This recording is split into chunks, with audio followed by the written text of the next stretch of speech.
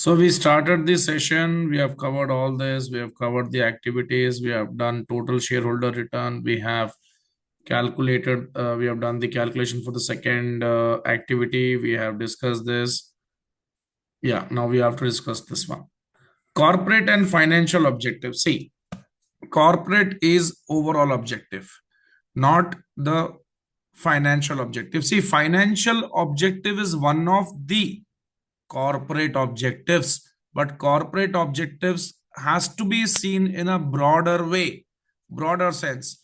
Corporate is nothing but at the whole organization level.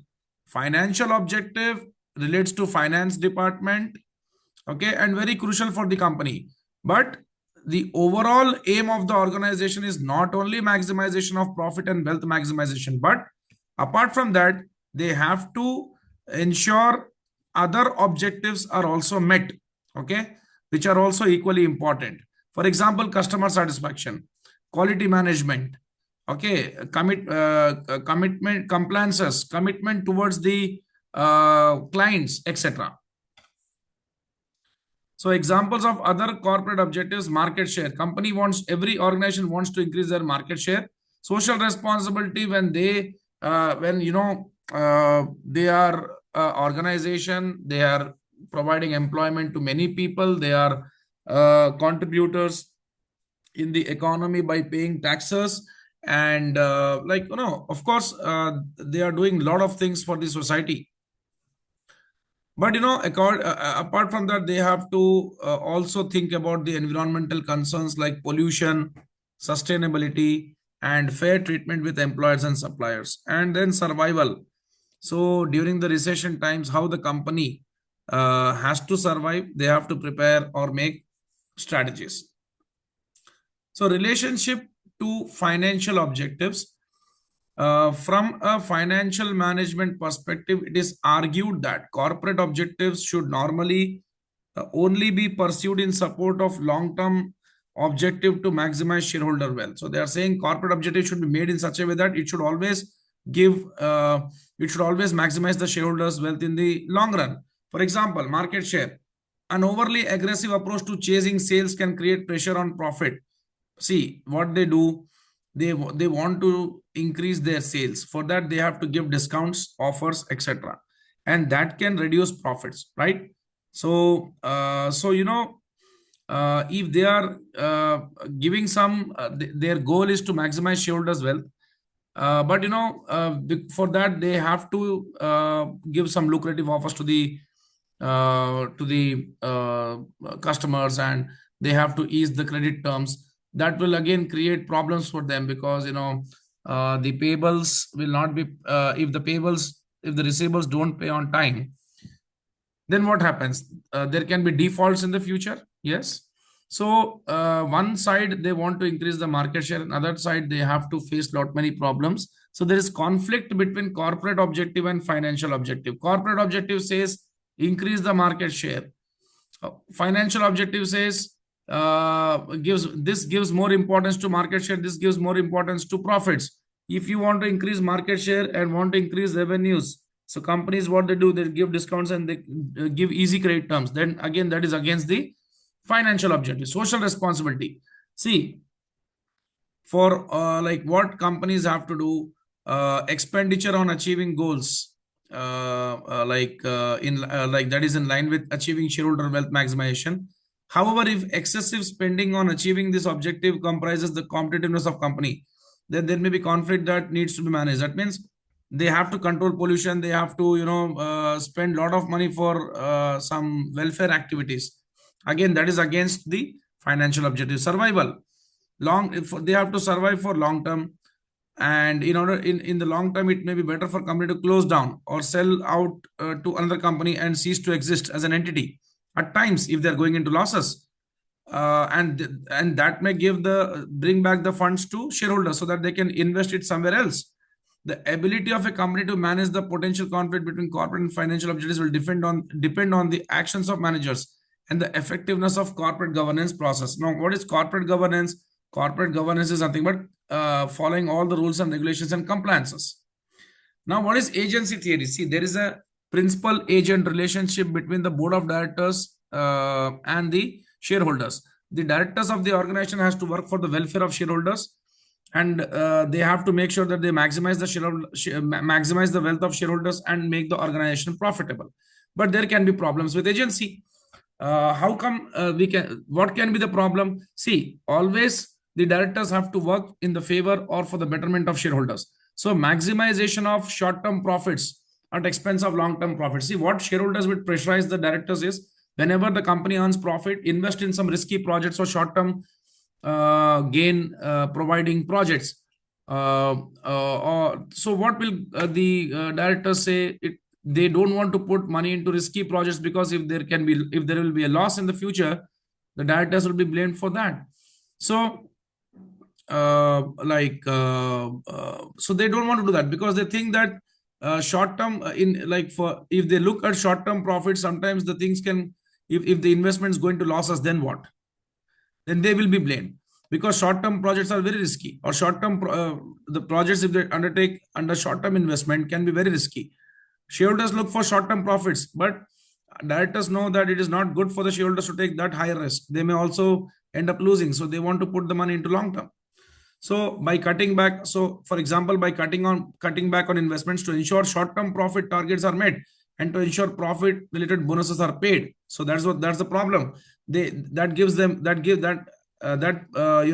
puts immense pressure on them, that they have to always make sure that they earn short-term profits and also make the bonus payments. Minimize dividend payments. See what the directors want to do. They want to minimize the dividend payments and utilize the fund for what? For reinvestment purpose, to free up funds to use within the business. That they want to do.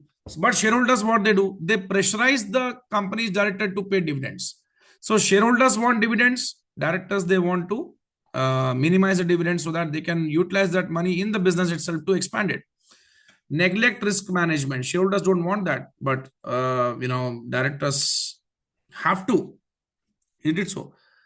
And there is often a greater focus on profit. See, risk management, what happens if shareholders put pressure on the directors that everything, whatever the company is doing, should have a proper risk management. See, again, I'll just have a discussion on this point.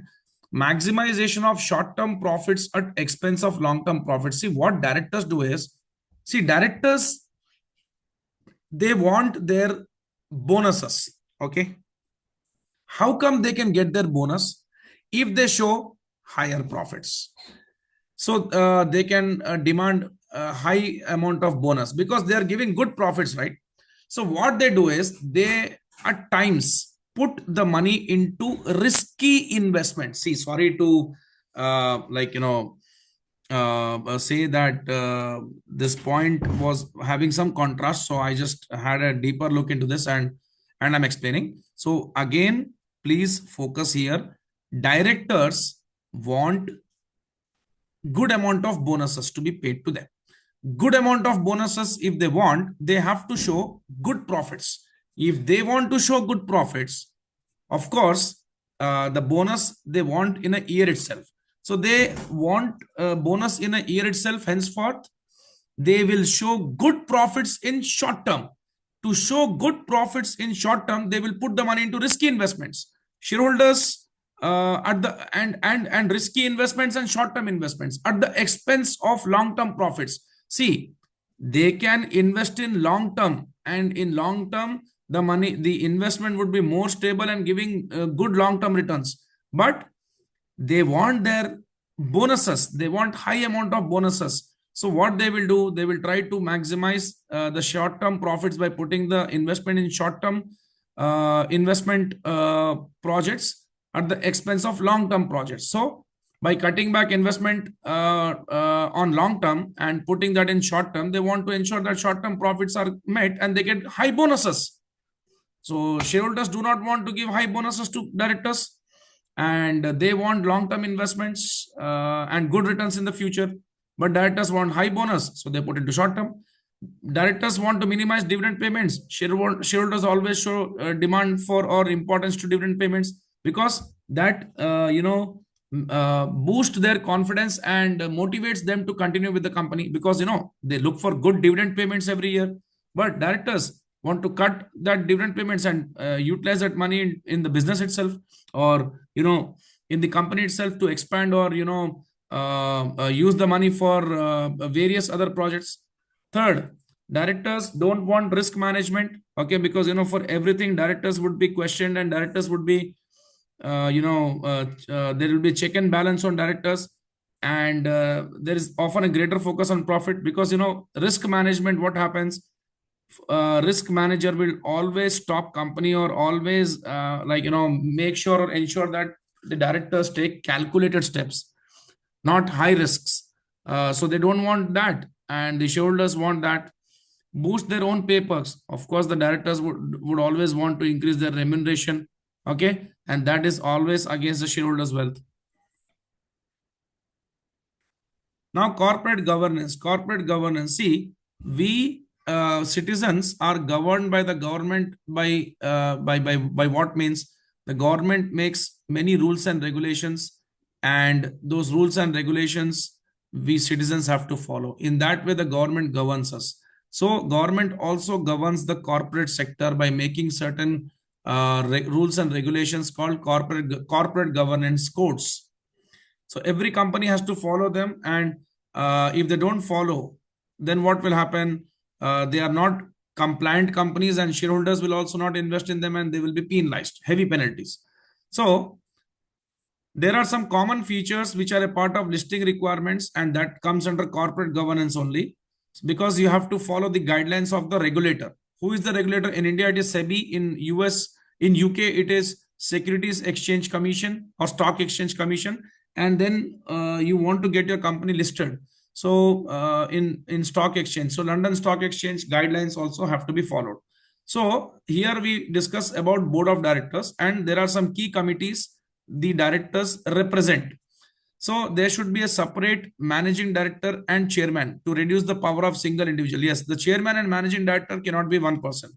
See, if chairman and MD are one, then what happens? The power comes in the hands of a single individual. No one is there to stop.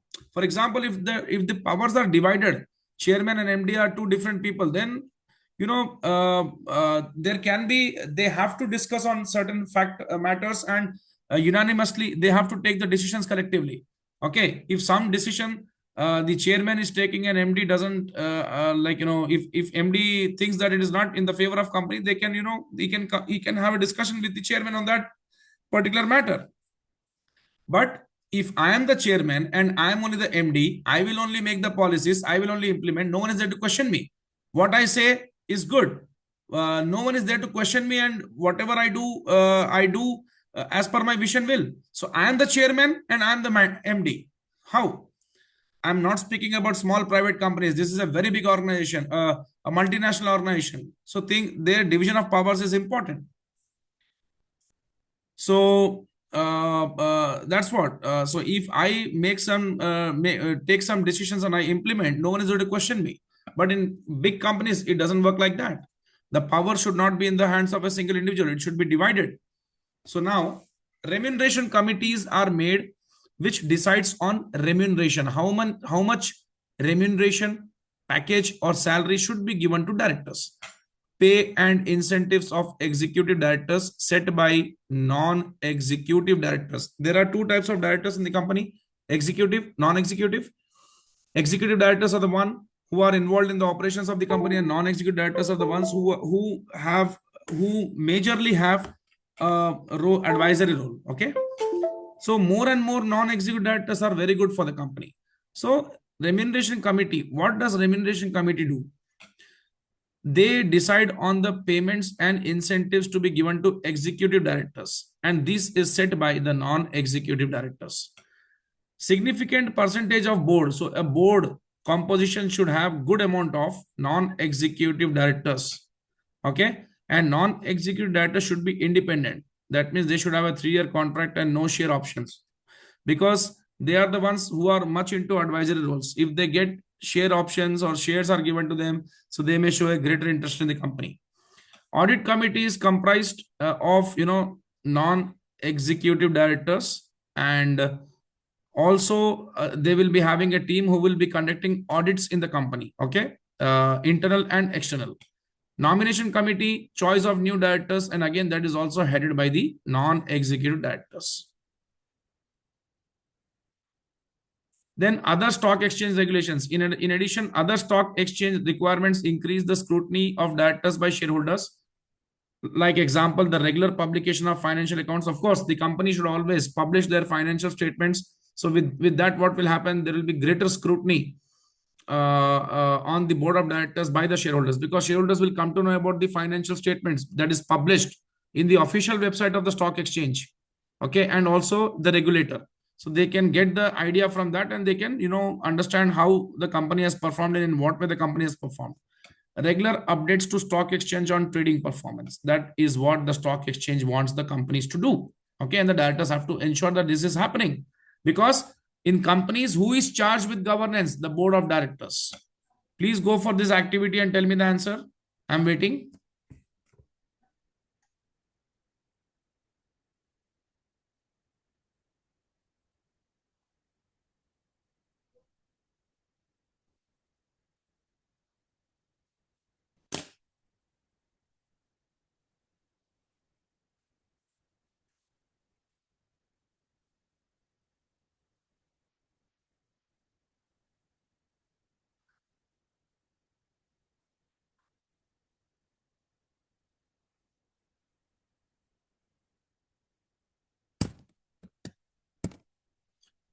So the following statements have been made about corporate governance. Sound system of corporate governance involve the establish of risk management, yes, and internal control procedures of the organization. Do you agree with this?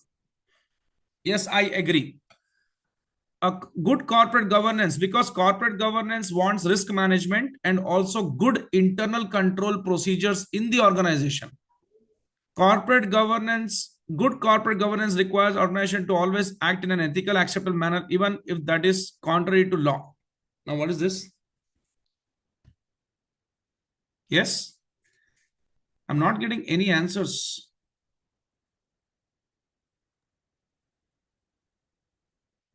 Yes, sir. Yeah. So what is the second option? See, good corporate governance is what? See, if in a country corruption is happening, okay, so it is against the law or it is with the law? Against. See, if someone is working in some organization where corruption is happening, and that is the way the organization runs itself, so do you think you should also be a part of it? Never. What is Never. good corporate governance? Even though the system is not good, you should always be good. Yes or no? Yes. In class, everyone is cheating. So shall we also cheat? No, No. we should not do that. We should always be honest in our approach towards exams. So good corporate governance requires organization to always act in an ethical, acceptable manner, even though that is not something which is with the law or which is opposite to law. No, no, no. Even though the laws are not properly followed, it doesn't matter. You follow it. Yes, you be ethical. Yes. A non-executive director should not be paid. Oh, this is not something. So 1 and 2 only. Why they should not be paid? They are to be paid for. They are paid the remuneration. Of course, they are also a part of the organization, even though they are in advisory roles. Okay. Option number 1. Yes. Incentive scheme. See, my question to you: how the companies pay incentives to directors? I am an advocate, or I'm always supporting this system of performance related pay. Why? See, if you're paying good salaries to the directors and they are not performing well, then what happens? It's like you're paying very high amount to someone who is not achieving the targets or goals, or who is, who has not been of good use, or who has not given good amount of business, or who has been of no benefit to the company. Yes, you'll have a feeling of that kind. So if they Yes. perform well, you pay them well. You increase their bonus, rewards, perks, etc. That is what I am also an advocate of. Then you can give them share options. You can make them shareholders in the company. With that, what will happen? They will also work like an employee and also work like a shareholder. or owner. Now, needs of other stakeholders. See, this is a company. Company have many stakeholders, internal,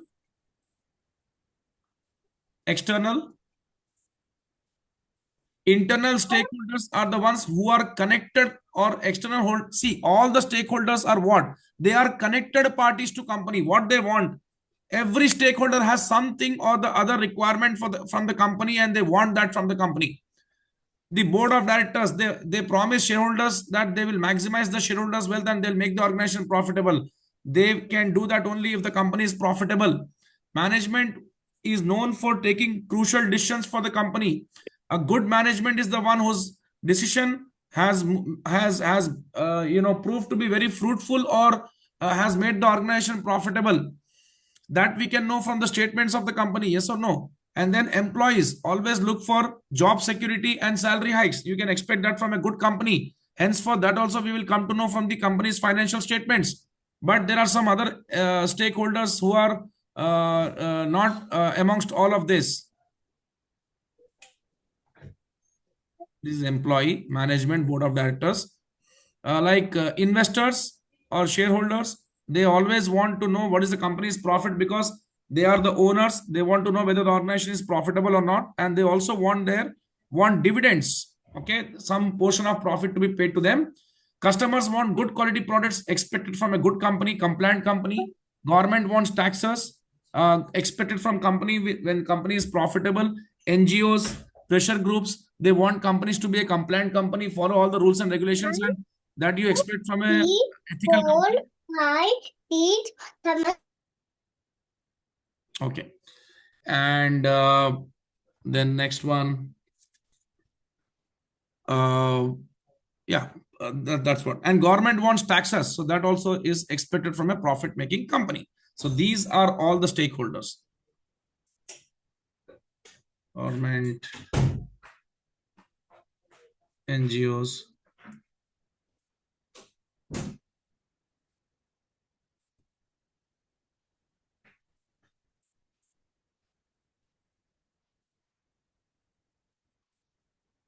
pressure groups, customers, consumers, whatever you want, you can say. Okay, so I've explained all the points. How come companies profit or performance can be measured? Companies performance can be measured with the help of certain ratios: profitability, debt, liquidity, short term. We have already done all this, so no need to do this. We have already done all the type of ratios. Nothing to discuss about all this. We have done the fourth activity as well. Yeah, now we are going into the last and final topic of this chapter, that is non-for-profit organization. What is a non-for-profit organization? Of course, they do not work for profit. They work for like providing certain services to the society with which the society can benefit. Those services are not given for any kind of profit. Okay, but of course, the people are charged for those services, but the services are given at subsidized prices, very low prices.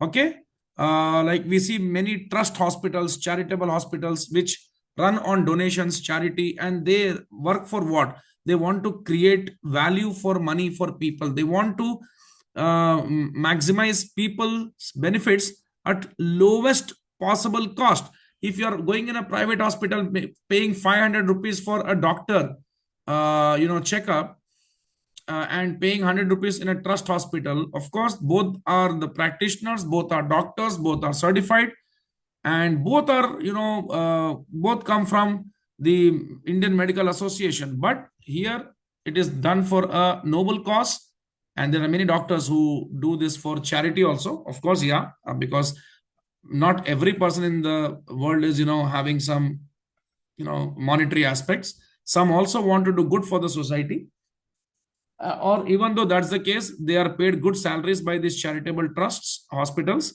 which are run on donations. Okay, doctors are not at losses anyways. If they want to do voluntarily, that's okay, but these trusts pay them fine. And and they create value for money. They save how much of the patient? 400 rupees, which the patient can use for other purpose. And needy people always go into this hospitals, yes, because they don't have enough money to afford the doctors in private hospitals. So value for money. Here comes triple E: economy, efficiency, effectiveness. Yes, the trust hospitals are very economical. At minimum cost, you get some appropriate good quality things. There is no compromise. They are very efficient because they are maximizing the output. Okay, they take your money and give you the maximum benefits.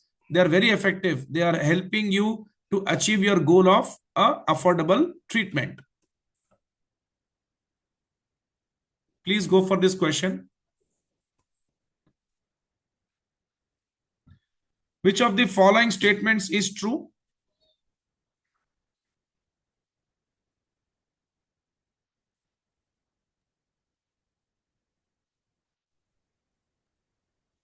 Option D, sir. Both. Yeah, agency problem is not important for public sector. No, it's important. Maximization of shareholder wealth is primary objective of financial management. Maximization of shareholder wealth is the primary objective of financial management. No, we have seen the corporate objectives also, right? Yes. But this is true, right? True or false? Hello. Yes, sir. The second, the agency problem is not important for who said it is important for every organization. Public sector is what? What is the difference between a public sector and a public company? Public company is whereby private, individual, and public are involved. Public sector organization, government and public are involved. Yes, like NTPC, like Indian Railways, etc. They also have agency problem. Maximization of Yes. shareholder wealth is primary objective of financial management. Yes, true. Value for money is not relevant for a profit company. False. Agency problem means the shareholder wealth is not being maximized. True. There are two true statements. See, what is the difference between financial accounts and management accounts? See, financial accounts, they work on certain formats, accounting standards,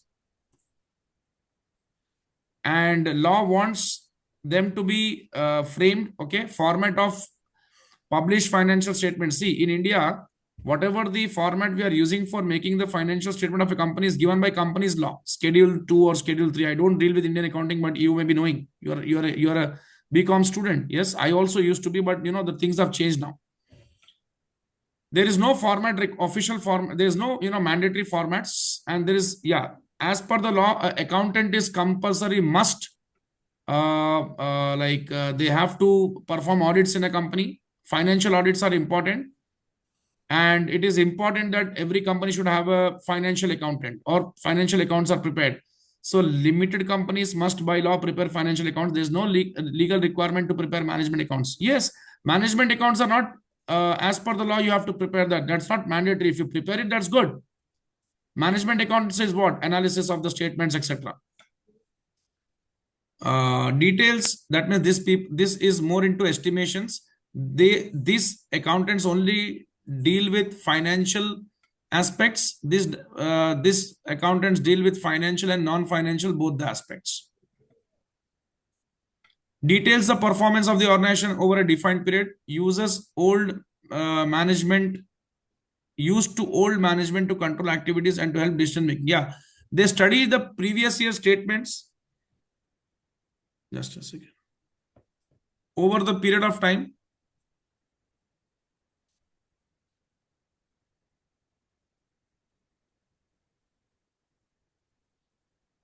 over a period of time, they study the company's performance, and they forecast company's future also. Most financial accounting information is of monetary nature. Here, non-monetary also. I've explained you. Like here, only what can be measured in terms of money can be taken. Here there are certain concepts like opportunity cost. What is opportunity cost? See, there are, let's say you have 5 lakhs. With this 5 lakhs, you can start a business. You can give it to your friend as a loan. Your friend is giving you 10% interest and business can give you 20% returns. You will definitely go for business and invest your money here.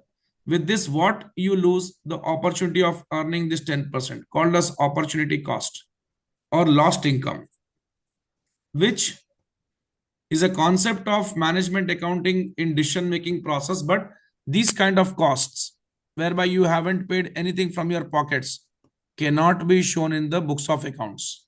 Yes, can they be shown? No. So this is called opportunity cost.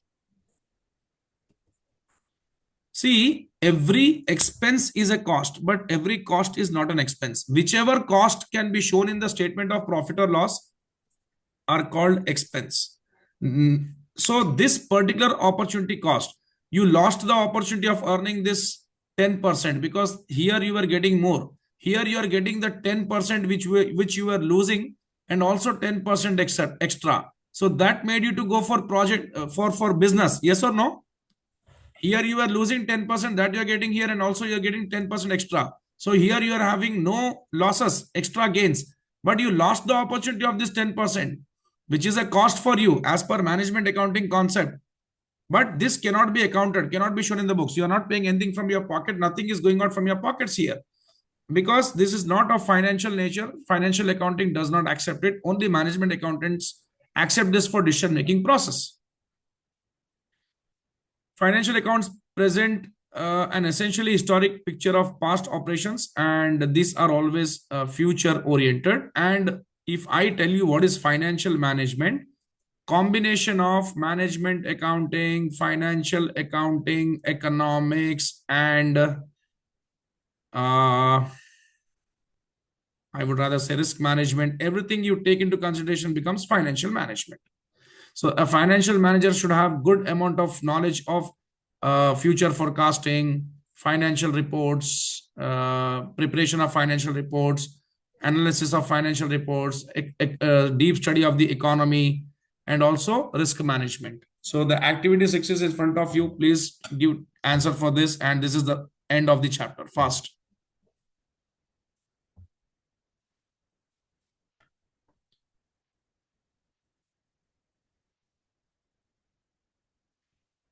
Mount company is planning to move in a new foreign market. So this is what they are looking. Okay. So Indian company want to go into US. This will involve acquiring a new warehouse, organizing new suppliers, and new distribution network. Which of the following aspects of investment in country A would you expect to be responsibility of financial management? Recording the acquisition of new current assets in Mount company's financial statements. What can be the answer for this? Managing the exchange rate risk faced by the new operation. They are asking financial management functions. See, financial manager should have knowledge of all these, but all these are not the functions of financial manager. So you should understand this. Having what they should look at is they take 3 decisions: investment, financing, and dividend. So having introduced the scope of financial management, we can identify some differences between financial management, management accounting, because financial management is externally focused. That is, analysis is focused on what is best for shareholders, concerned with longer term decision making issues. Also, we can say financial management differs from financial accounting because it is forward looking, useful at providing information that is directly used for decision making, has no set format. They have the knowledge of all this, but their task is not performing accounts, management accounting, economics, or risk management. Some they do the functionality of risk management, but they have the knowledge of all this. So recording the acquisition of non-current assets in the Mounts company's financial statement is not a financial manager's task. This is an accountant's task. Yes or no? Financial accountant will record the transaction. Yes. Producing regular profit forecast for new operation. This is management accountant's task. Managing the exchange rate risk. Yes, this the financial manager can do. Choosing the new supplier that will be used. What this will be? So financial management may be involved in terms of trade that will be used with new suppliers, but no choice of suppliers. See, they will be involved